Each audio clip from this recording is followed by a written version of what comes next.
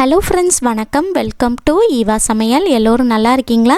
இன்றைக்கி நம்ம சேனலில் என்ன பார்க்க போகிறோம்னு பார்த்தீங்கன்னா, நம்ம வீட்டில் இருந்து கரப்பாம்பூச்சி, பல்லி இதெல்லாம் ஒரே நைட்டில் நம்ம வீட்டில் இருந்து எப்படி ஓட விரட்டுறதான் பார்க்க போகிறோங்க. இதுக்கு ஒரு சூப்பரான எஃபெக்டிவான ஹோம் ரெமெடி எப்படி ரெடி பண்ணுறதுன்னு பார்க்கலாங்க. வீட்டில் இருக்கிற பொருளை வச்சே ஈஸியாக ரெடி பண்ணிடலாம். வாங்க எப்படி ரெடி பண்ணுறதுன்னு பார்க்கலாங்க.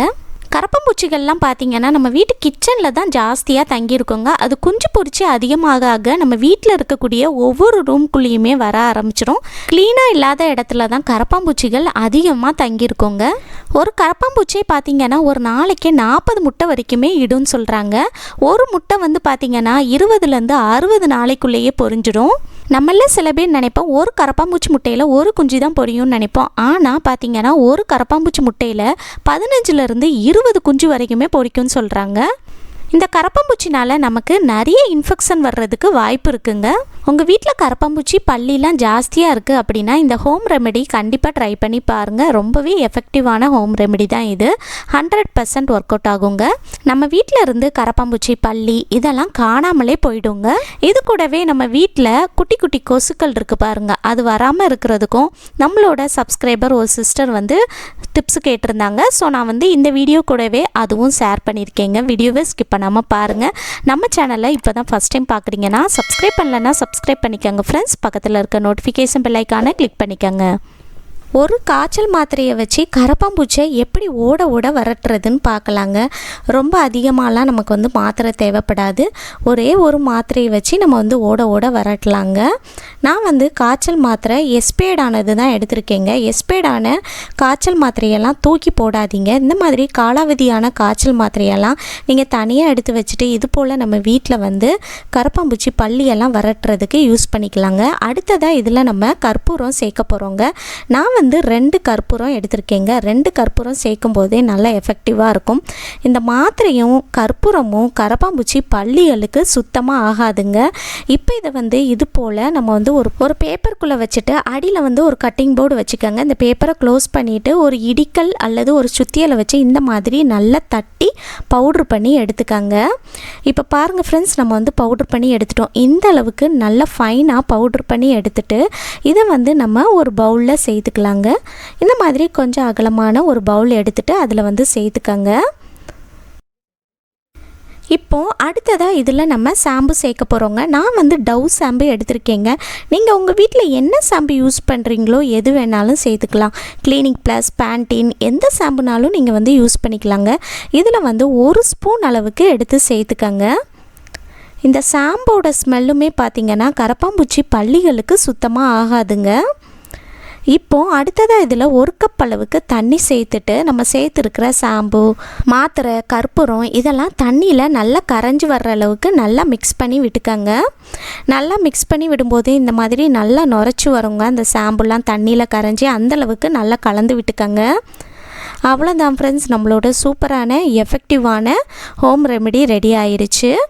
இப்போ அடுத்ததாக இதை நம்ம ஒரு ஸ்ப்ரே பாட்டிலில் சேர்த்துக்க போகிறோங்க. உங்கள் வீட்டில் இந்த மாதிரி ஸ்ப்ரே பாட்டில் இல்லை அப்படின்னா கவலையப்படாதீங்க. நம்ம கடைகளில் ஜூஸ், வாட்டர் பாட்டில்லாம் வாங்கினோன்னா இந்த மாதிரி பாட்டில் கிடைக்கும் இல்லையா, அதோட மூடியில் ஊக்கு அல்லது கத்தியை நல்லா நெருப்பில் வாட்டிட்டு இந்த மாதிரி ஓட்டை போட்டு எடுத்துகிட்டு இதுக்குள்ளே நம்ம ரெடி பண்ணி எடுத்த லிக்யூடை சேர்த்து நீங்கள் ப்ரெஸ் பண்ணி ஸ்ப்ரே பாட்டில் மாதிரி யூஸ் பண்ணிக்கலாங்க. இப்போ நம்ம ரெடி பண்ணி எடுத்த இந்த லிக்யூடை ஸ்ப்ரே பாட்டிலில் சேர்த்துக்கலாங்க. அப்படியே ஊற்றுனா சிந்திடுங்கிறதுனால நான் ஒரு ஃபனல் யூஸ் பண்ணி உள்ளே ஊற்றிருக்கேங்க. இப்போ இதை க்ளோஸ் பண்ணிக்கலாம். க்ளோஸ் பண்ணிவிட்டு இதை எடுத்துகிட்டு போய் நம்ம வீட்டில் கரப்பாம்பூச்சி, பல்லி எங்கே ரொம்ப ஜாஸ்தியாக இருக்குமோ அங்கெல்லாம் ஸ்ப்ரே பண்ணி விட்டுறலாங்க. நைட்டு தூங்க போகிறதுக்கு முன்னாடி நீங்கள் இந்த மாதிரி ரெடி பண்ணி எடுத்துகிட்டு நம்ம வீட்டில் இருக்கக்கூடிய கிச்சன் ஸ்டவ்வை நீங்கள் நல்லா க்ளீன் பண்ணி எடுத்ததுக்கப்புறமா இது போல் நல்லா அந்த கிச்சன் ஸ்டவ்வுக்கு மேலே ஸ்ப்ரே பண்ணி விடுங்க. நைட் நேரத்தில் இந்த கிச்சன் ஸ்டவ்வுக்கு மேலே கரப்பாம்பூச்சி, பல்லி நடமாட்டம்லாம் ஜாஸ்தியாக இருக்குங்க. இந்த மாதிரி நீங்கள் ஸ்ப்ரே பண்ணி விட்டுட்டு துடைக்க வேண்டாங்க, அப்படியே விட்டுருங்க. இந்த மாதிரி செய்கிறதுனால பார்த்திங்கன்னா இதோட ஸ்மெல் இங்கே இருந்துக்கிட்டே இருக்கிறதுனால கரப்பாம்பூச்சி, பல்லி எதுவுமே வராதுங்க. உங்கள் வீட்டு கிச்சனில் இருந்தால் கூட அது எல்லாமே உங்கள் வீட்டை விட்டு தலை தெறிக்க ஓடிடும்.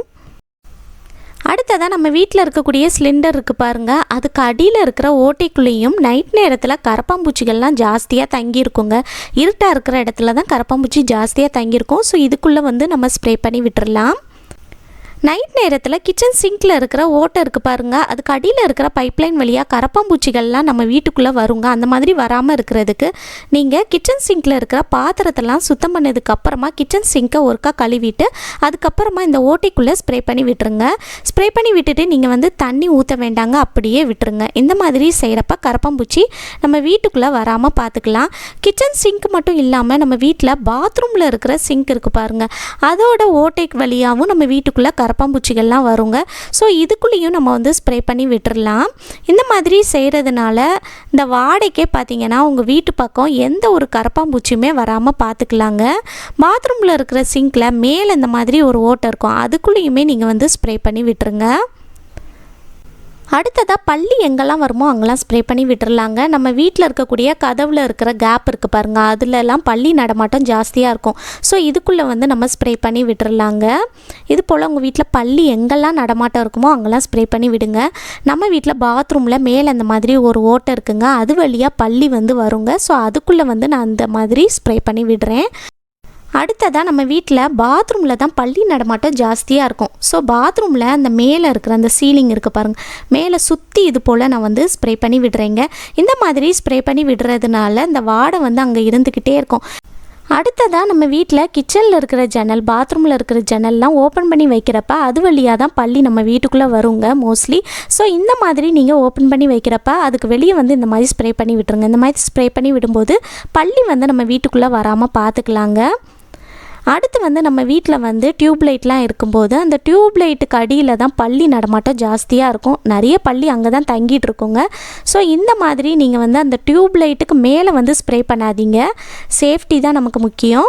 அந்த டியூப் லைட்டுக்கு கீழே இருக்கிற செவர் இருக்குது பாருங்கள், அதில் இது போல் நீங்கள் லைனாக ஸ்ப்ரே பண்ணி விட்டுருங்க. இந்த மாதிரி ஸ்ப்ரே பண்ணி விடுறதுனால இதோட ஸ்மெல் அங்கே இருந்துக்கிட்டே இருக்கும். இதனால் பார்த்தீங்கன்னா பள்ளி உங்கள் வீட்டு பக்கம் வரவே செய்யாது.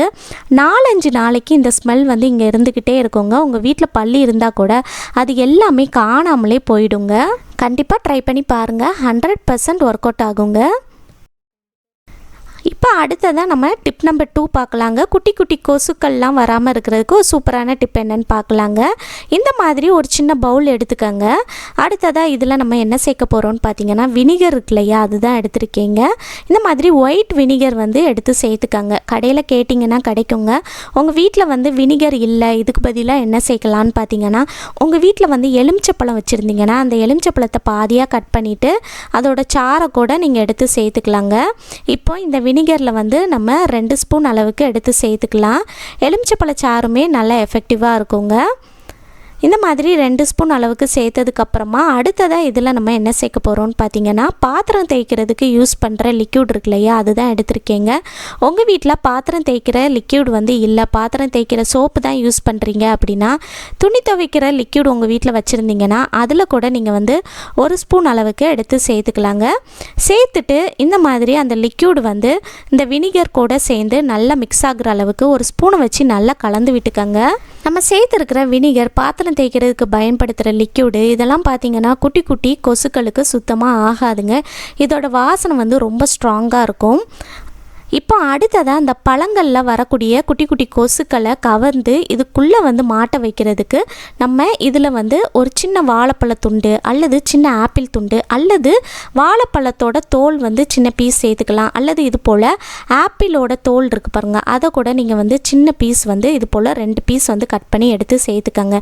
இந்த மாதிரி சேர்க்கறதுனால பார்த்திங்கன்னா இதோட வாசனைக்கு நம்ம வீட்டில் நிறைய அந்த குட்டி குட்டி கொசுக்கள்லாம் இருந்துச்சுன்னா அது எல்லாமே இதுக்குள்ளே அது எல்லாமே அழிஞ்சிடுங்க. உங்கள் வீட்டில் குட்டி குட்டி கொசுக்கள் வராமல் இருக்கணும் அப்படின்னாலும் நம்ம வீட்டில் இந்த மாதிரி பழங்கள்லாம் வச்சுருப்போம் பார்த்திங்களா, அது பக்கத்தில் இந்த மாதிரி நம்ம ரெடி பண்ணி எடுத்ததை வச்சுருங்க.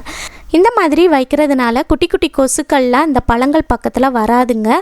ஆல்ரெடி நம்ம வீட்டில் குட்டி குட்டி கொசுக்கள் பறந்துட்டு இருந்தாலும் நீங்கள் அது பக்கத்தில் இதை வைக்கும்போது அது எல்லாமே இதுக்குள்ளே மாட்டிட்டு எல்லாமே அழிஞ்சிடுங்க.